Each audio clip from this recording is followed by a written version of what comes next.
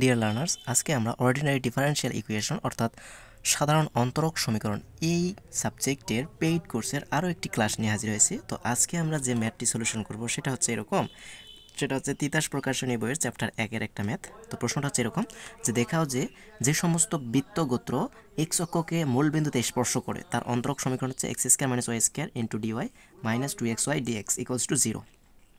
অর্থাৎ দেখাতে বলছে যে সমস্ত বৃত্তগোত্র এক্স অক্ষকে মূল বিন্দুতে স্পর্শ করে। তো দেখেন যেই সব বৃত্তগোত্র এক্স অক্ষকে মূল বিন্দুতে স্পর্শ করবে সেটা কিন্তু ওয়াই অক্ষের উপর অবস্থিত থাকবে। যদি ওয়াই অক্ষের উপর অবস্থিত থাকে তাহলে তার সমীকরণ আমাকে বের করতে হবে, তারপরে ওটাকে আমাকে অন্তরক সমীকরণে কনভার্ট করে আমাকে এটা দেখাতে হবে।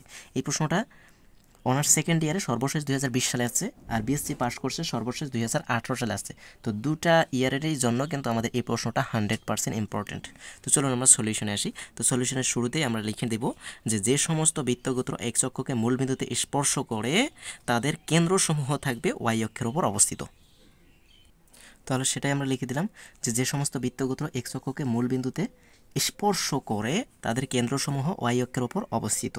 ওকে, যদি ওয়াই অক্ষের উপর অবস্থিত হয় ওই সমস্ত বৃত্তগোত্র যেগুলো কি এক্স অক্ষকে মূল বিন্দুতে স্পর্শ করে তাহলে তাদের কেন্দ্রসমূহ ওয়াই অক্ষের উপর অবস্থিত হচ্ছে। তাহলে সেক্ষেত্রে আমার সমীকরণটা কি হবে?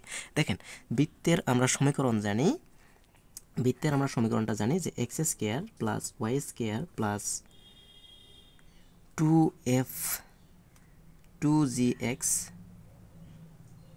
Plus 2fy plus C equals to 0। Okay, এতটুকু আমরা জানি। তো এখানে যেহেতু বলছে এক্স অক্ষকে মূল বিন্দুতে স্পর্শ করে, যদি এক্স অক্ষকে মূল বিন্দুতে স্পর্শ করে তাহলে এটা তো আমাদের সম্পূর্ণটা 0 হয়ে যাচ্ছে। তাহলে আমার থাকবে কি, স্পর্শ করে তাদের কেন্দ্রসমূহ কি ওয়াই অক্ষের উপর অবস্থিত হবে। তাহলে ওয়াই অক্ষের উপর অবস্থিত থাকলে তাহলে আমাদের সমীকরণটা হয়ে যাবে x square plus Y square plus 2fy plus C. তো এখানে আমাদের এই সিটা হচ্ছে বৃত্তের কেন্দ্র, তো এখানে আমাদের বৃত্তের কেন্দ্র এখানে অনুপস্থিত থাকবে। তাহলে এখানে আমাদের সমীকরণটা হয়ে যাবে, তাহলে তখন আমার সমীকরণটা হবে x square plus Y square plus 2fy equals to 0। Okay, আশা করি বুঝতে পারছি। আর এখানে এই যে এফটা হচ্ছে আমাদের ধ্রুবক, তো এটা আমরা লিখে দিব যেখানে এফ ধ্রুবক।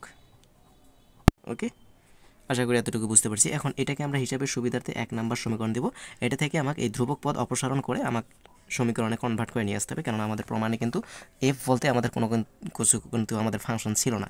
তাই আমাকে এফ অর্থাৎ ধ্রুবকটাকে, এটা হচ্ছে অবাধ একটা ধ্রুবক, তো এই ধ্রুবকটাকে আমাকে অপসারণ করতে হবে। তো অপসারণ করতে গেলে অবভিয়াসলি আমরা জানি যে ডিফারেন্সিয়েশন করতে হবে। তাহলে আমরা লিখব যে এখন 1কে এক্সের সাপেক্ষে অন্তরীকরণ করে ভাই। ওকে, তো আমরা লিখে দিলাম যে 1কে এক্সের সাপেক্ষে অন্তরীকরণ করে পাই। তো এই সমীকরণ একটাকে যদি আমরা এক্সের সাপেক্ষে অন্তরীকরণ করি তাহলে কিন্তু আমাদের কাঙ্ক্ষিত ফলাফল আশা করা যায় পাওয়া যাবে। তাহলে এটাকে আমরা এক্সের সাপেক্ষে অন্তরীকরণ করি, তাহলে এক্স স্কোয়ার তার মানে 2x প্লাস ওয়াই স্কোয়ার মানে হচ্ছে 2y dy বাই dx, যেহেতু এক্সতে এক্স নয় ওয়াই আছে তার মানে dy বাই dx প্লাস, দেখেন এফটা হচ্ছে আমাদের ধ্রুবক তার মানে 2f, দুটোই হচ্ছে আমাদের ধ্রুবক, ওয়াইকে করলে হবে dy by dx। Okay, equals to 0। আশা করি এতটুকু বুঝতে পারছেন।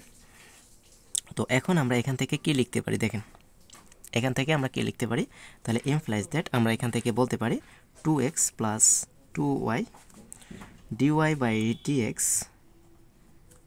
প্লাস, আচ্ছা এখানে আমরা একটা কাজ করব যে 2f এর মানটা আমরা বের করব। দেখেন এই সমীকরণটা থেকে যদি আমি 2f এর মান বের করতে যাই তাহলে দেখেন দেখি এখানে কি হবে, 2fy আমি এই পাশে রাখলাম, এক্স স্কোয়ার ওয়াই স্কোয়ারটাকে ও পাশে পার করে দিলে minus x square minus y square হয়ে যাবে।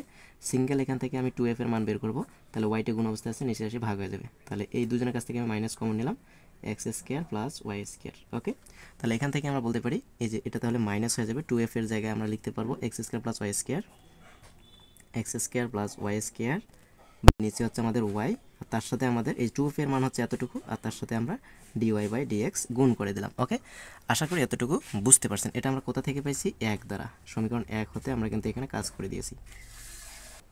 এখন এই সমীকরণটা যেহেতু নিচে আমাদের ওয়াই আছে তাহলে এই পুরা সমীকরণটাকে আমি ওয়াই দ্বারা গুণ করে দিব, তার সাথে আমি মাইনাস ওয়াই দ্বারা গুণ করে দেবো, কেননা প্রমাণে আমাদের যেহেতু আছে x square minus y square, তো এখানে আমরা একই সাথে মাইনাস ওয়াই দ্বারা গুণ করে দিব যাতে করে আমাদের এই ওয়াইটাও চলে যায় আর আমাদের প্রমাণের কাছাকাছি মান চলে আসে। তাহলে আমরা সেই কাজটাই করি।